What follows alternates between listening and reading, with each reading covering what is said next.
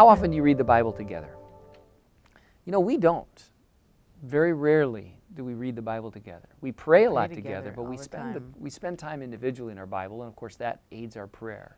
Yeah. But we have our morning devotions. I like having my own private. Yeah, it's like that's a private thing, you know, where the Lord's speaking in your heart.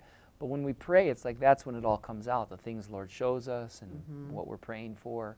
But I will say this, there was times when, as if you're going through a difficult time, read a chapter of the Bible together. You can't argue. After that, something will happen. You'll be able to just minister to one another. That's true. So I do recommend that. We read biographies to one another. Remember, when you were doing work, and I'd read to you Gypsy Smith. Remember, we read a book like that. Man, that was touching.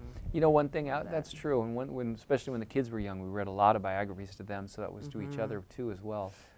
But one thing I remember, we do little Bible trivia games, you know, together, you know, just because we would be reading the Bible a lot, and we just like to test each other. You know, we'd say a verse, and we'd have to guess which book and which chapter and what verse it is if we possibly could. So.